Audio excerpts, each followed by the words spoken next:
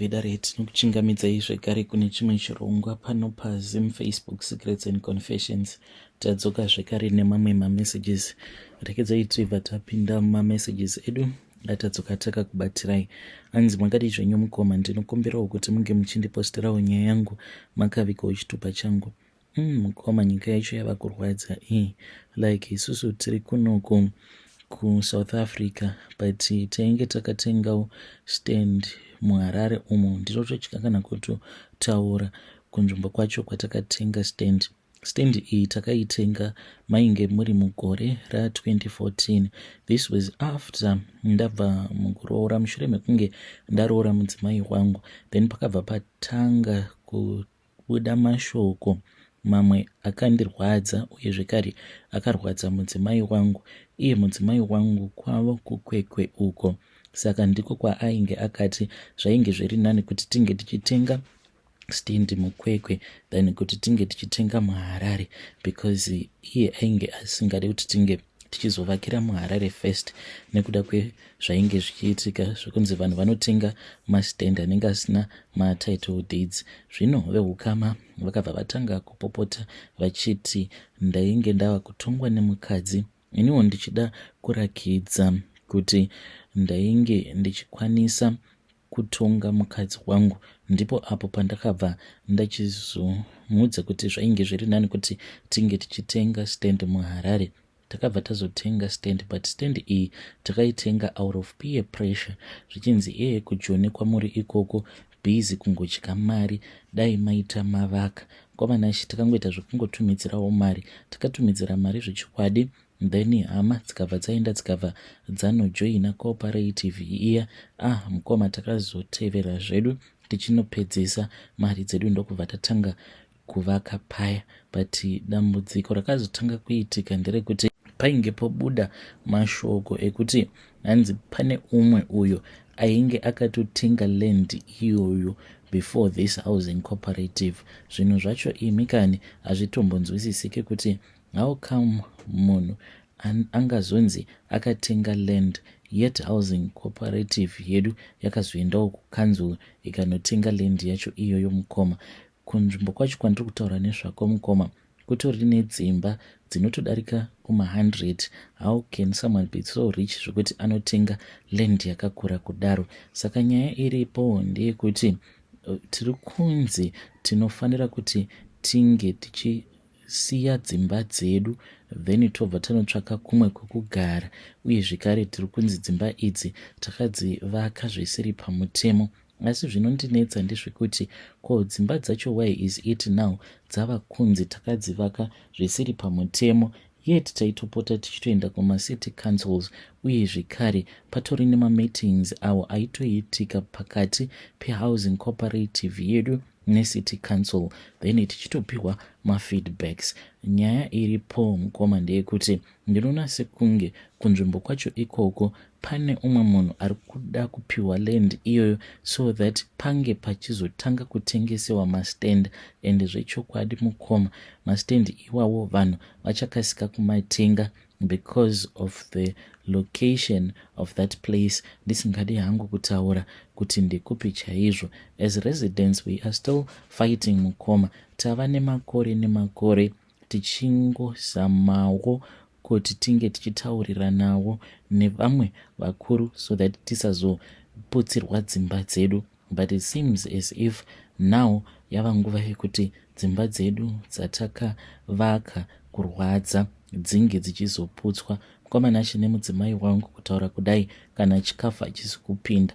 We did spend so many years. Kubva muna 2014 stand iyi takazopedza kuibhadhara mugore ra2017. 2017 tichitangawo kuvaka, hatina kukwanisa kukasika kuipedza nekuda kwemaplans awo atainge takanzi ndiwo acho anodiwa ikoko necooperative yedu.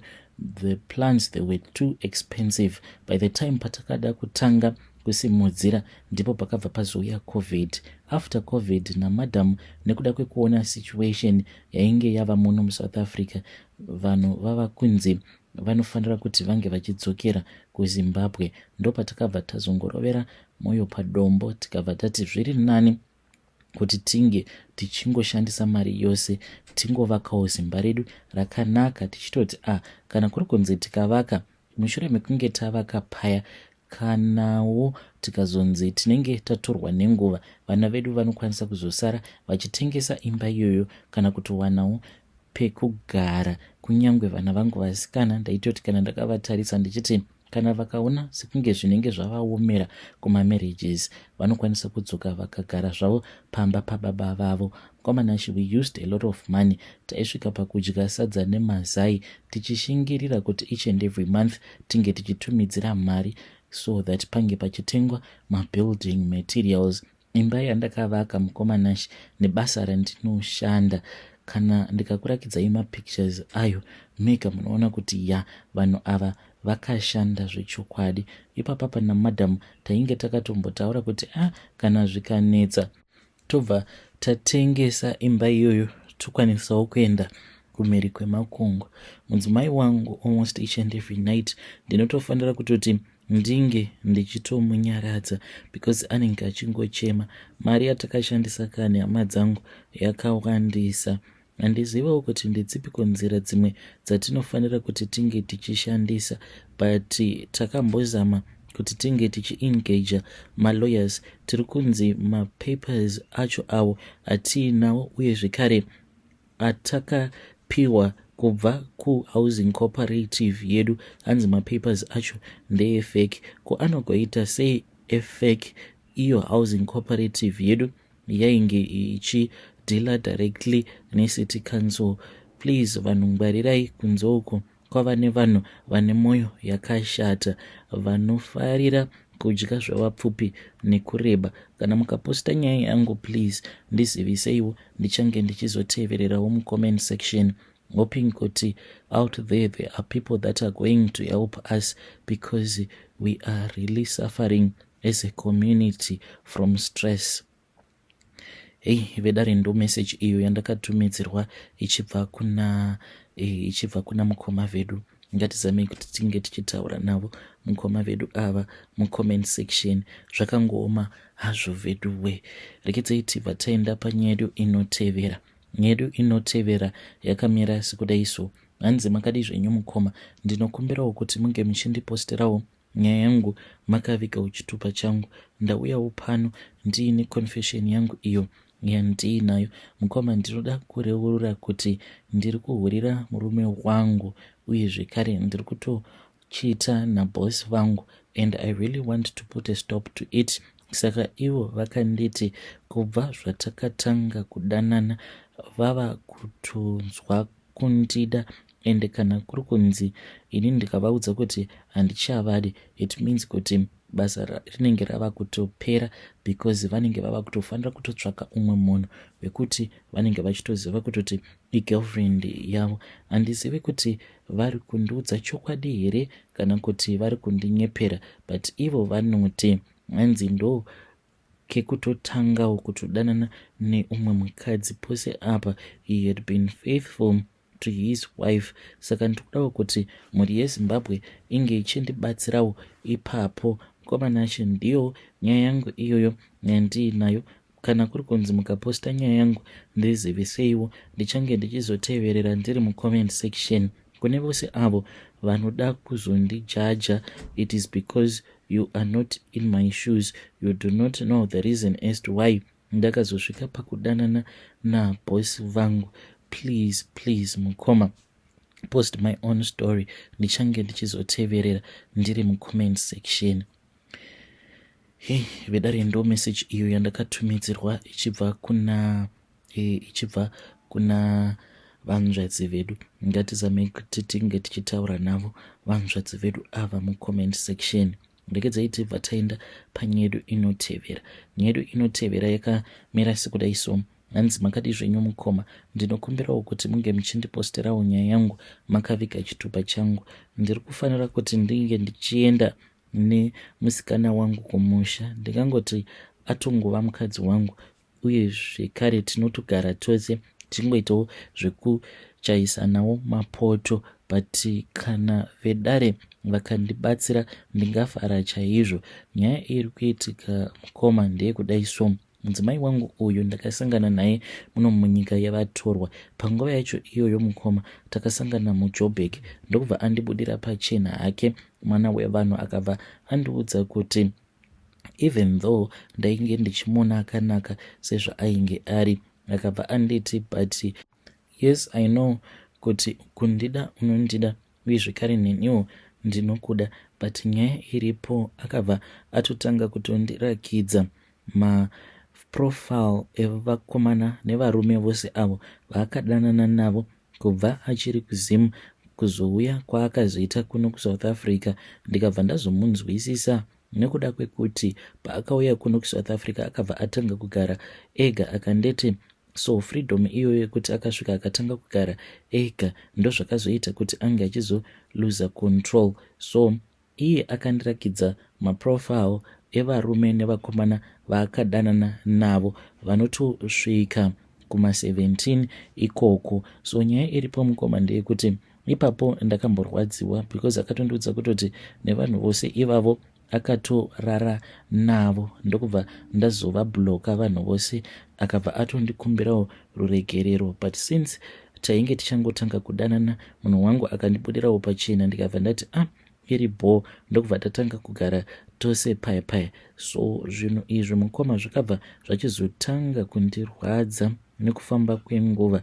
Now ndiri kufanira kuti ndinge ndichienda kunomuroora, saka nyaya iyoyo ndiyo yava kungogara ichingondishungurudza kuti ndinotozviziva kuti munhu wangu uyu akatomborara nevarume vanotosvika kuma15 16 sekutaura kwake. Ndokudawo kuti mhuri yeZimbabwe inge ichindibatsirawo ipapo kuti munhu uyu ndoenderera mberi here nekunomuroora kana kuti ndongomutsvakirawo chikonzero so that tinge tichizosvika pakurambana mune zvakanaka.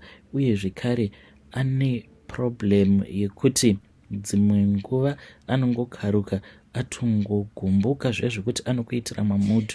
Kana akaona kuti anenge adaro anouya obva azokukumbira ruregerero, in which I think kuti zvimwe zvacho anotozviita deliberately, and ane matatu. Dai kwanga kuri kunzi matatu awa ari panzvimbo dzakavanzika zvekuti ndini ndega ndinomaona, ndaikwanisa kuti ane imwe tatu iri pachidya chake, uye zvekare tatu iri kumagadziko kwake, netatu iri paruoko rwake rwekuleft. Saka matatu awa mukoma nashe kunze kweiyo iri kumagadziko kwake ndo ega isingaoneke, mamwe ose awa anooneka. Saka ndinotya kuti zvimwe kuda kana kuri kunzi ndikazoenda naye kumusha, amai vangu is very judgmental, saka I think kuti vanokwanisa kusazomugamuchira.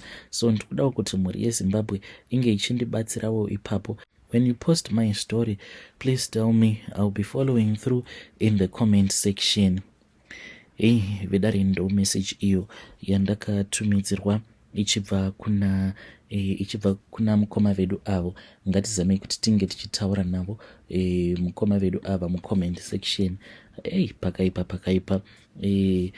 Let us try to assist him in the comment section. Pane imwe nyaya iyo yandakatumidzirwa yakatumidzirwa ne one of our listeners. Hanzi mukoma nachi ndiri mune rimwe group. Hanzi group iri ndere mahook up. Hanzi kune group rema hook up zvekuti kana uchida mbinga unopinda mugroup imomo wobva wawanirwa mbinga. Hanzi kutori nemabroker arimo muHarare anongoshanda basa iroro rekutsvakira vakadzi, but mbinga idzanzi dzinoita sekunge dzinoda vakadzi vezera ravo rechidiki mbinga. Then kana wawana mbinga iyaya, mbinga yacho inenge yatotaurirana nabroker wako, iwewe unozongopiwawo kati yako, broker wako otopiwa kati. Saka ndakatumidzirwa message zvichinzi izvi ndo zvakaitika mugroup. Komana zvakangooma hazvo veduwe. Message yacho yandakatumidzirwa handingaiverenga hangu yose, but to summarize the conversation, vakati ivo hanzi pane umwe musikana uyo hanzi ainge achichema nabroker wake kuti munhu uyauya wakandipa uyauya wandakaenda ndikanorara naye. Munhu uyu hanzi ndakaenda naye kumba kwake kuMount Pleasant. Saka tasvika kuMount Pleasant ikoko munhu akabva anditi ndibvise bhutsu dzangu ndiri pagedhi, akabva anditi chibata bhutsu dzako mumaoko. Then takabva tazoenda mumba. Tapinda mumba kudaro, hanzi ndakanopinda murumu make imomo mainge muchityisa. Hanzi imba iyi yainge iri hombe zvisingaite, but takangononanga kuroom. Hanzi after that ndipo apo pandakazongosiyiwa. Hanzi ndakasiyiwa kubva kuma3 dzemasikati kuzonosvika munhu achizodzoka kuma8 p.m. dzeusiku, munhu achiti I was busy. Apa hanzi ndakati ndichinocheka dhoo ndokubva ndaona kuti ndainge ndakirwa mukati. So ndonyaya iyo yacho yandakatumidzirwa. That was the summary. Saka akabva azotengerwa foni ne800, it seems $800. Then ari kuti ndakabva ndabloka mbinga yacho iyoyo. But nyaya iripo ndeyekuti musikana uyu hanzi panguva yacho iyoyo aitorota achitoita bonde nenyoka. It seems as if mbinga iyoyo yakaromba. Saka she was complaining to the guy kuti ndozvandakasangana nazvo izvi. Akomana, you need to be very careful out there. Zvakangoma hazvo veduwe. Sure kuita mahookup groups ekusangana nembinga. Kana murimo mahookup groups, please uyai nenyaya dzenyu, especially vaya vanoitawo zvekutengesa miviri yavo. I know kuti ndo vanowanza kusangana nezvimwe zvinhu zvekuti zvinenge zvichityisa. You can come and share with me your own side of the story. Zvakangoma hazvo veduwe.